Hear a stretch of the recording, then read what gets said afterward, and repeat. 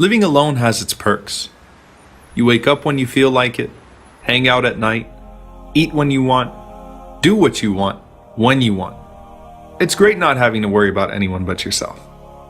But I feel like I want to give back to my community now. So I decided to volunteer at the Masjid Weekend School and teach some kids how to read Arabic and Quran.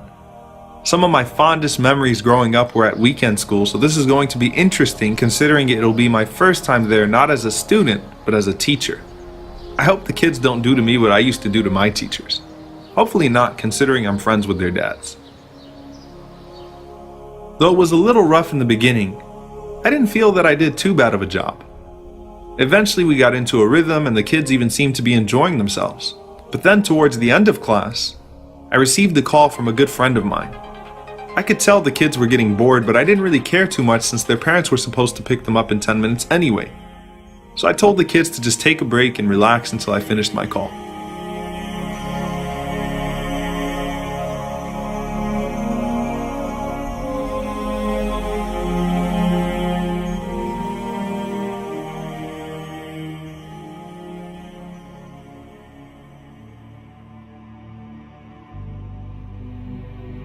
The call took longer than expected, and when I came back, I was surprised to see only one child there. When I asked him about the other boy, Samir, he said he was bored and decided to leave the mosque alone. Oh no. Oh my God. Though I'll never forget how I felt, the moment was a blur. I didn't know where Samir went or what to do or how to find him. My heart was racing and all sorts of terrible thoughts were going through my mind. Then I remembered that I left another child at the mosque, so I had to go back and make sure that he didn't run off as well. As I ran back to the door of the mosque, right in front of me was Samir's father. And he could obviously see I was distressed, so when he asked me what happened, I told him that Samir left while I was on the phone and I wasn't paying attention and I couldn't find him. And at that moment, I'd wished I never even existed. It was a nightmare scene out of a movie. Though the boys were found, every time I think back to this incident, I get mad at myself for being so irresponsible and for not paying more attention to those kids.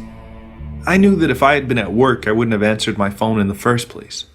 I obviously didn't know what it meant to be in charge of a couple of kids, and I seemed irresponsible in the eyes of Samir's father.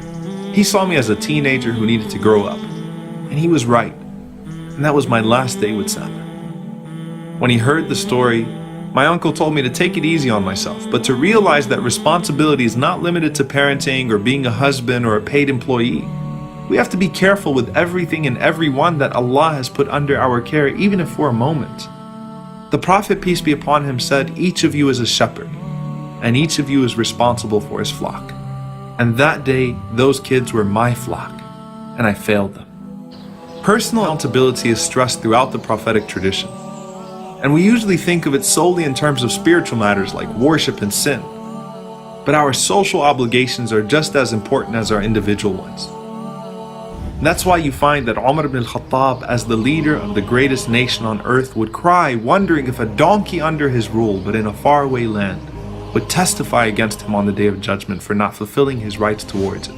The Prophet, peace be upon him, stressed the importance of avoiding heedlessness, whether you were walking on the road and came across something harmful, or hosting a guest, or walking past a neighbor, to pay attention to the rights of people around you, and in fact your entire environment. And when people give you a task or trust you with something, don't disappoint them.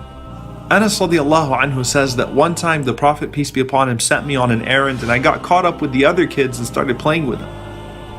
So the Prophet, peace be upon him, came to me and gently admonished me, lovingly saying, "Unais," which was my nickname, "have you delivered what I asked you to?"